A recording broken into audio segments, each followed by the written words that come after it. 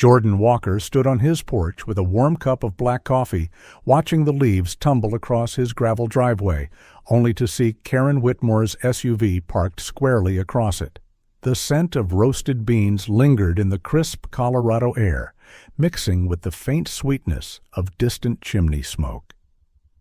Jordan took a sip and lowered the mug, his eyes narrowing as they lingered on the gleaming white Cadillac parked across the width of his driveway. Again, the third time this week. He didn't wave, and neither did she. Karen Whitmore stood on the sidewalk beside her vehicle, sunglasses on despite the overcast morning, clipboard clutched tight to her chest like a scepter. She didn't need a crown. Her expression did the ruling for her. It had been years since Jordan had glanced at the Willow Ridge layout plans. Decades, actually, back when he worked downtown, signing off the zoning blueprints as state engineer before retiring and settling into this modest home his father built. Back then, the neighborhood had felt more cooperative, more American. Now, it had rules. He stepped off the porch, careful not to spill the coffee. The wind chimes above him clinked gently as a gust passed. Karen turned with the sort of smile that reminded him of a customer service rep forced to deal with a return they didn't approve of. "Morning, Mr. Walker," she said, her voice sing-song but tight. "Lovely fall we're having." Jordan stopped 5 feet from the bumper of her SUV, hands steady, gaze direct. "You're blocking my driveway again." "Oh, I know," she replied, as if he'd commented on the weather. "Just here for a quick check. We've had comments about your gravel." "My gravel?" She tapped her clipboard, flipping through pages with faux concern. "The HOA has updated its aesthetic standards. Driveways are expected to match the Uniform Appearance Guidelines. Yours, I'm afraid, might be non-compliant." He blinked.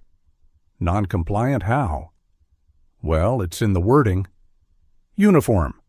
Crushed gravel isn't part of the revised Visual Harmony Directive," she said with a practiced tone. "We're just trying to keep Willow Ridge beautiful." Jordan looked from the SUV to the narrow lane behind it. No way out, not unless he drove through his neighbor's yard. Again. Karen's smile didn't reach her eyes. "Don't worry, I'll be out of the way shortly." She didn't move. He didn't respond. That afternoon, the wind picked up. Golden leaves skittered down the road as Jordan sifted through the mail. In the middle of a stack of coupons and utility bills was a crisp, white envelope bearing the HOA insignia. Inside, a formal notice. "Violation. Driveway surface unapproved." He read the letter twice, then folded it neatly and slid it into a manila folder labeled HOA Correspondence. It was the third one in that drawer. He'd been documenting everything since Karen took office. Not because he expected trouble, because he recognized the kind of person who built power from paperwork. He dialed a tow company just after dinner. A young man answered, polite but distracted. "Hi," Jordan said. "I need a vehicle removed. It's blocking my driveway." "No problem, sir. Address?" He gave it. "It's a white Cadillac Escalade, parked across my drive. Belongs to a neighbor." "No problem. Unless—" The man hesitated. "It isn't an HOA board member's car, is it?" "It is. She's the president." A pause, then awkwardly, "We actually have a community agreement with Willow Ridge. No removals without prior HOA approval. Sorry, sir." Jordan thanked him and hung up. He stood there in the kitchen, staring at the cordless phone, the silence thick. He wasn't angry. Not yet. Just disappointed. He'd worked in state offices long enough to know how systems protected themselves.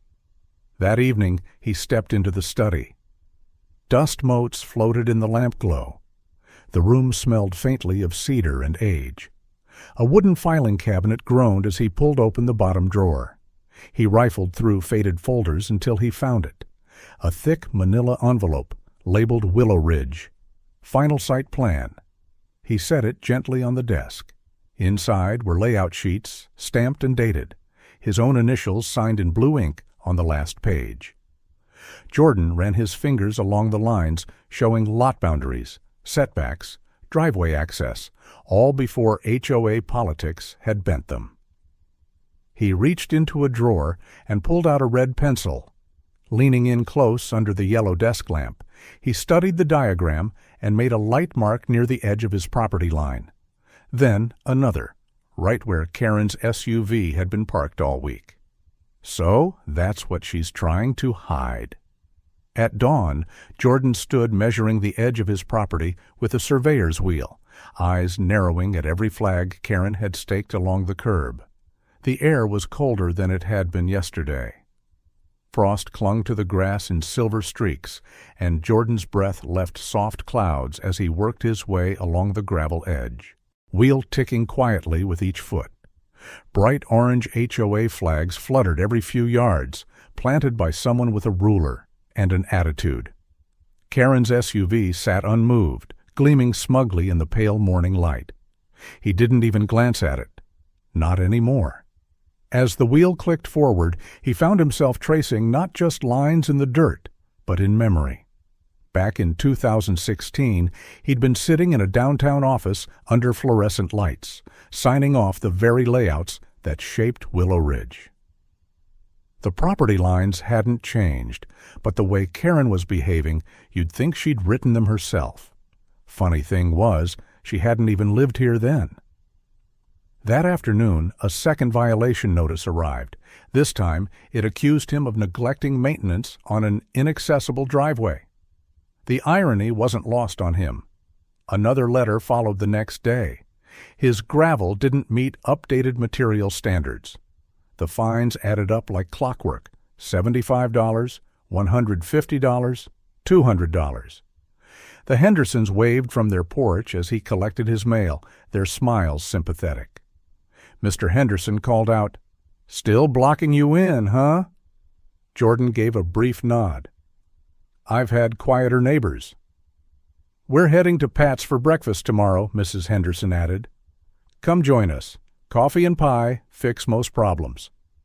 He thanked them with a polite smile and tucked the envelopes under his arm. Later that evening, he stood in his study again. The layout plans lay open beside a thick binder labeled Zoning and Use Codes, Boulder County. He flipped through page after page until one line caught his eye. Non-permanent security modifications are permitted within property bounds unless obstructing community access paths. He underlined it twice with a red pen. The next morning, he dialed a familiar number. Mark Callahan answered on the second ring, his voice raspy with sleep and amusement. "You're up early," Mark said. "Coffee short today?" Jordan ignored the jab. "Tell me if I'm reading this right," he said, quoting the clause. There was a pause, then a dry chuckle. "You looking to build a moat?" "I'm looking to make sure I'm still allowed to protect my own property." "Well," Mark replied, "unless you're pouring concrete or wiring explosives, that line gives you some room. Security features can't be permanent, but temporary measures? Fair game." Jordan's voice was calm. "That's what I needed to hear." By the weekend, a trenching contractor's van rolled down the street and parked in front of Jordan's house. The Hendersons were already seated outside with their thermoses, watching with mild curiosity. Karen was not. She emerged from her house the moment the engine turned off, her clipboard in hand, sunglasses firmly in place. "You can't dig here," she snapped. "You're not authorized." Jordan stood beside the contractor, arms crossed. "It's my property." "This is a residential community," she hissed. "This kind of construction is unsightly. It violates noise protocols. The contractor, a stout man named Dale, looked between them, clearly uncomfortable. Jordan simply turned to Dale. "You have the layout I gave you?" "Yep," Dale said, flipping a page. 4-foot trench, clear path around the driveway. "You want a start line?" Karen blinked. "You've got to be kidding me." Jordan didn't respond. He simply walked into the house and returned moments later with a laminated permit. Karen grabbed her phone and stormed off down the sidewalk. This isn't over. True to her word, a city inspector showed up within 24 hours. He was a middle-aged man with thick glasses and a calm demeanor, clipboard in hand. He walked the perimeter, made notes, and asked a few standard questions. After 20 minutes, he turned to Karen, who had been hovering at a suspicious distance, and said, "He's within his rights." She stared at him like he'd just spoken in tongues. "You can't be serious." The inspector glanced down at the permit, then back up. The zoning code allows non-permanent modifications, and his permit is active. There's nothing illegal here. He gave Jordan a nod and returned to his vehicle. Karen stood there, fuming, lips tight. She looked like she wanted to argue more, but no words came. That night, Jordan drove to Pat's Diner to meet the Hendersons. The place smelled of bacon and syrup, with that timeless hum of conversation bouncing between booths. The waitress, Nancy, greeted him by name and poured his coffee without asking. "You stirred things up," she said with a wink. "Karen's been in here 3 times this week, ordering salads and spitting vinegar." Mr. Henderson chuckled behind his menu. "You keep this up, and they'll rename the HOA meeting room after you." Jordan didn't smile, but the corner of his mouth twitched. Back home, under the glow of his porch light, he pulled out a can of orange spray paint and walked to the edge of his driveway. He paced carefully, eyes focused. Then, with precise movements, he began to draw. A full circle, then another, both surrounding the front and rear tires of Karen's SUV. Jordan started marking the ground with spray paint, circles the SUV's location in bright orange. By sunset, a 4-foot-deep trench surrounded Jordan's driveway, except for the SUV still parked helplessly in the middle. The trench was clean, crisp, and undeniably intentional. A perfect outline cut into the gravel, the edges shored with wooden boards for temporary structure. Dale had worked quickly and quietly, his military precision showing in the symmetry. The only thing untouched in the middle of it all was Karen Whitmore's Cadillac, stranded like a ship at low tide. Jordan stood beside the open trench, arms folded, watching as the final boards were laid. The autumn light stretched long shadows across the yard. He didn't speak much, only gave small nods and gestured with a carpenter's pencil tucked behind one ear. "Never seen anyone dig a moat without breaking a sweat," Dale muttered, packing up his tools. "Almost makes me wish I'd stayed in engineering school." Jordan didn't respond, but the faintest smile flickered across his face. From her porch across the street, Karen watched with a forced calm, her phone to her ear, pacing in sharp lines. She had tried to halt the excavation that morning, claiming it was unauthorized community disruption, but was told plainly she had no standing. Dale had all the right permits in a plastic sleeve, and Jordan had copies stacked like pancakes on the porch table. Karen had stormed off mid-rant when Inspector Mullins pulled up in his weathered city truck. Mullins had taken one look at the setup, looked at Jordan, then grunted. "You always were clean with lines." After walking the trench's perimeter and checking a clipboard of his own, he gave a slow nod. "Looks fine to me." Karen had sputtered about danger, about property values, about community aesthetics, but Mullins simply raised a brow. "He's within code," he said, not unkindly. "Unless you'd like to file an appeal in writing." She didn't. Now, with the trench complete and daylight fading, Jordan and Dale moved on to Phase 2. The drawbridge wasn't elaborate, just sturdy. Reinforced planks connected with metal hinges, suspended on a hand-crank pulley system Dale rigged from spare garage parts and some farm fencing. It didn't need to be pretty. It just had to work. As the wooden bridge was slowly lowered across the trench for the first time, the creak of the hinges drew more than a few heads. Porch lights flicked on. Curtains shifted. Even the Hendersons came walking up with a thermos and 2 mugs. "Cider," Mrs. Henderson said, handing one to Jordan. "You're doing the Lord's work, son." Mr. Henderson leaned on his cane, admiring the structure. "Never thought I'd see a drawbridge in the suburbs." Jordan took a quiet sip and nodded. "Me neither." Back inside, he logged onto the Willow Ridge Community Forum. He didn't post much, never had. But tonight, under a simple anonymous username, he uploaded a side-by-side comparison, the original neighborhood blueprint and the trench outline sketched atop it. No commentary, just the image and the caption. "Sometimes defense is just good design." Within minutes, the comments started rolling in. "That's genius." "Karen's gonna pop a blood vessel." "Castle Walker rises." He turned off the screen and walked back to the window. The drawbridge was in place. The Cadillac sat surrounded. Karen had not emerged again. But later that night, motion lights flared in the yard. Jordan rose from his chair, slow and quiet. He didn't rush to the door. Instead, he checked the monitor in his hallway, a simple security cam feed showing the driveway, the trench, and the SUV. There she was. Karen, flashlight in one hand, phone in the other, crouching by the edge of the trench and peering down. He tapped the record button. She moved like a raccoon, circling, looking for... what? Weakness? Justification? The lights triggered again, brighter this time, catching her square.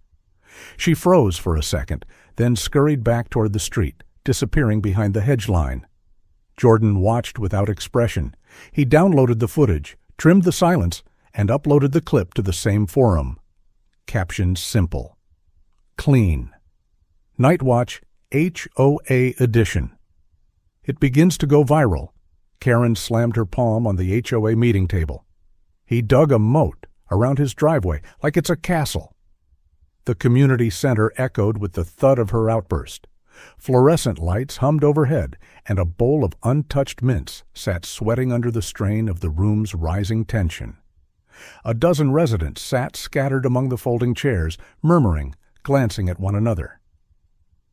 Karen stood at the head of the table in her tailored blazer, posture stiff, expression tight. Across from her, Morris shifted uncomfortably in his seat. The vice president of the HOA was usually a quiet presence, content to nod along.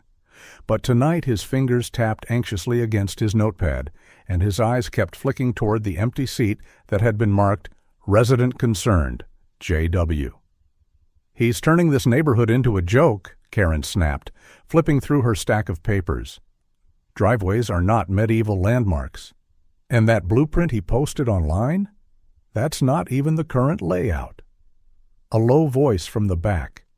"Looks more legit than the one we got last year." Karen's jaw twitched. Meanwhile, back at Jordan's house, the old study glowed in warm amber from a desk lamp. The layout plans lay open across the table. Red pencil marks traced every inch of his lot. A fresh document, pulled just this afternoon from city archives, bore the gold seal of the Colorado State Office. Jordan sat quietly, flipping through the pages, making sure everything matched. The doorbell rang. Morris stood on the porch holding a folder of his own, shoulders slightly hunched, like he wasn't sure whether to apologize or demand an explanation. "I wanted to talk," he said. Jordan led him in without a word. Over coffee, he laid the documents out across the table, stamped diagrams, zoning approvals, and one page in particular, bearing the unmistakable header. Signed, Jordan W. Walker, State Engineer of Colorado. Approved, October 2016. Morris's brow furrowed. You were the guy?" "I designed the infrastructure layout. Streets, easements, property boundaries. The community plan was mine." Before HOA bylaws ever existed, Morris sat back slowly, absorbing it. "And what she's enforcing isn't what was approved, not legally, not structurally." That evening, Karen paced inside her home office, the glow of her laptop casting sharp shadows across the room. She clicked through comments on the neighborhood forum, each one more biting than the last. "He signed the blueprint?" I'd trust the guy who built the road over someone measuring mailbox height. Castle Walker 1, HOA 0. She slammed the laptop shut and snatched her clipboard. The next few hours were spent knocking on doors, smiling too wide, spinning half-truths about outdated plans and rogue residents. But fewer doors opened this time. One neighbor didn't even come out, just called through the window, "I'm good, thanks." Another chuckled and said, "You should have left the man alone." At City Hall the next morning, Jordan waited patiently at the zoning counter. The clerk, a woman in her 40s with a familiar face, looked up from the documents, her eyes widening. "Mr. Walker, I thought you'd retired." "I had," Jordan replied, "but I need these certified again. It's important." She took her time reading them, then nodded. "These are originals, still valid. You sure you want to stir this up?" He gave a quiet smile. "It's not me stirring, I'm just correcting." That night, the emergency HOA meeting reconvened. The community center was more crowded than usual. Folding chairs had been pulled from storage. The hum of whispers filled the space. Jordan entered late, walked with calm steps to the podium, and set a folder in front of him. Karen looked ready to pounce, but he didn't give her the opening. He simply opened the folder, removed a stamped blueprint, and laid it flat. "I designed Willow Ridge," he said evenly. "The roads, the lots, the zoning map." He turned the document around so the board could read it. "This plan," he added, "was approved by the state of Colorado in 2016 with my signature. Any changes made after that require a public record and city approval, neither of which I've found on file."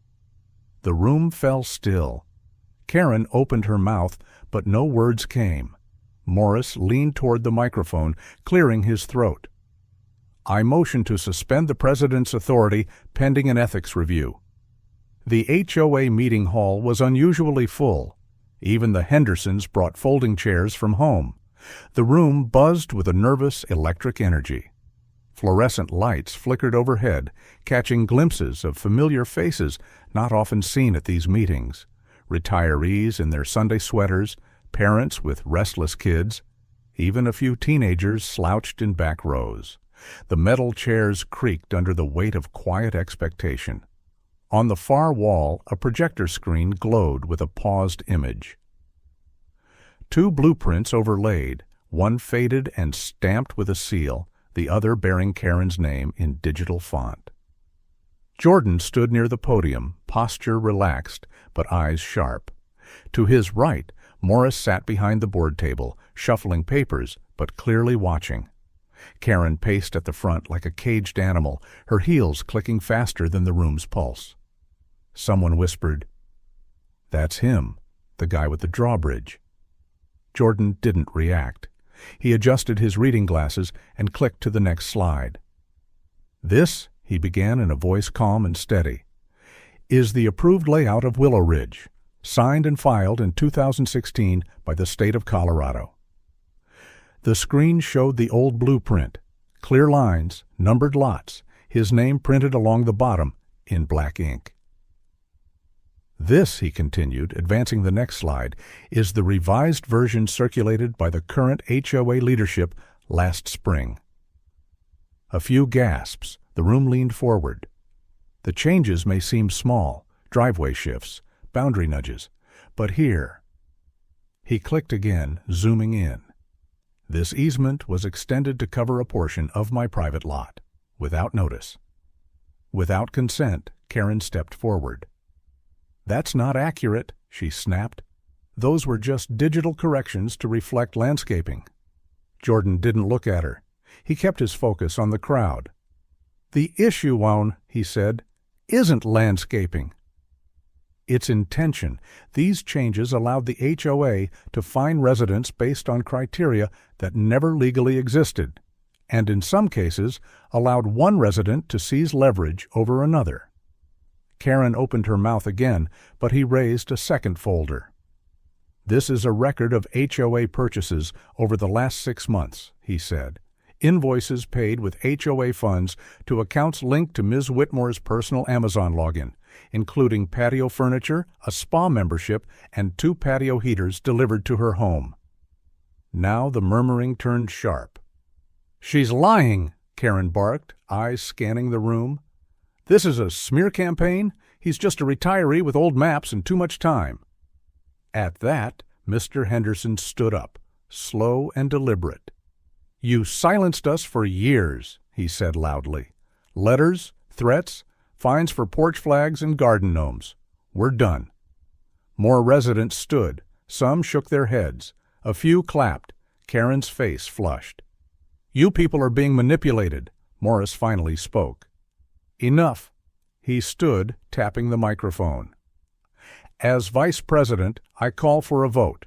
Motion to remove Karen Whitmore from the HOA presidency, effective immediately, pending further review of misused funds and layout manipulation."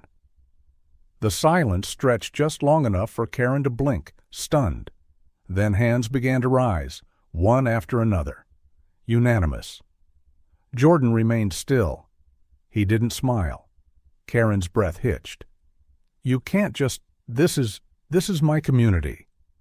2 uniformed officers, already standing near the exit, stepped forward. "You're not being arrested," Morris clarified, "but we've been advised to escort you for everyone's safety." Karen tried to speak, but no one listened. She grabbed her bag with shaking hands and stormed past the rows of chairs. At the aisle, she turned, eyes locked on Jordan. "This isn't over," she hissed under her breath. Jordan looked at her, voice low and final. "It is, for good." On Halloween morning, Jordan placed a new sign at the edge of his driveway. It read, "Layout approved. Do not alter. J. Walker, P.E." The sign was small, carved into wood with letters painted in steady, even strokes. It sat just beyond the drawbridge, now firmly installed and reinforced with dark walnut planks that gleamed slightly from last night's dew. A pair of carved pumpkins flanked it, gifts from the Hendersons' grandkids, left there without ceremony. One had a crooked smile, the other wore glasses made of pipe cleaners. Jordan thought they were perfect. The neighborhood had changed. Leaves scattered across the pavement, rustling under slow footsteps, and wagons filled with candy bowls. Porch railings wore fake cobwebs. Inflatable ghosts swayed lazily in the breeze, and skeletons lounged in lawn chairs holding beer cans. It was the kind of Halloween he remembered from years ago. Uncomplicated, neighborly, a little cheesy in the best way. 2 boys on scooters stopped in front of his house, pointing. "That's Castle Walker," one of them whispered. The other nodded, solemn. "I heard he built a real drawbridge." Jordan, standing behind the screen door with a steaming mug of coffee, said nothing, just smiled faintly and watched as they dropped a fun-sized candy bar onto the edge of the moat before scooting off. A peace offering to the castle troll, no doubt. That morning's radio played faintly in the background, an old station from Denver, spinning 70s classics and snippets of local news. Jordan had returned to his routines, coffee brewed at dawn, blueprints unrolled across his study table, not for work anymore, but for the pleasure of it. He'd begun sketching designs for a birdhouse collection, something simple, something to build without permits or meetings. By mid-morning, a familiar truck pulled up the drive. Mark stepped out, holding a brown paper bag and a bottle of sparkling cider. "You win the neighborhood standoff of the decade," he called. "Figured that deserved a drink." Jordan met him at the porch, accepted the bag, and motioned him inside. They sat at the kitchen table, cider poured into mismatched mugs. "So," Mark said, raising his glass, "what now? Build a tower? Install a moat monster?" Jordan shook his head. "Just looking forward to a quiet week." Mark grinned. "You ever consider running for mayor?" Jordan chuckled. "I think I've had my fill of politics." Later that week, he visited Pat's Diner. The bell above the door jingled just the same. Nancy, the waitress, waved him toward his usual booth. Mr. Henderson was already there, sipping hot chocolate with too much whipped cream. "You saved this street, you know," he said without looking up. "I didn't save anything," Jordan replied softly. "Just put it back where it was supposed to be." "Well," Henderson muttered, "no one else did." Back home, a plate of cookies sat on his porch. A note in careful block letters read, "Thank you, Mr. Walker. The Jensen family." Another envelope leaned against the mailbox with a crayon drawing of the drawbridge and a stick figure labeled "You." He didn't respond to any of them. Just kept the notes tucked in a drawer and the cookies in the tin his mother had once used for sewing supplies. As the sky dimmed and porch lights flicked on, trick-or-treaters began their rounds. Jordan sat on the porch with a small bowl of candy in his lap, not offering, just waiting. The drawbridge stayed up, of course, a gentle reminder of lines drawn and respected. Just after sunset, a little girl in a dragon costume tiptoed to the edge of the trench. She looked around, then carefully dropped a lollipop onto the gravel with both hands. "For the troll," she whispered, then ran giggling back to her parents. Jordan smiled, watching a kid drop candy at the moat, pretending to feed the castle troll. As the autumn leaves settled and laughter returned to the sidewalks of Willow Ridge, the quiet strength of one man reminded a town what it meant to stand firm without raising a fist. Jordan never raised his voice, never asked for thanks. He simply drew the lines that should have never been crossed. Sometimes all it takes is one steady hand and a clear plan to remind the powerful that rules work both ways. Communities aren't built by rules alone, but by neighbors who look out for one another. And like a well-drawn blueprint, when the foundation is honest, the whole neighborhood stands stronger.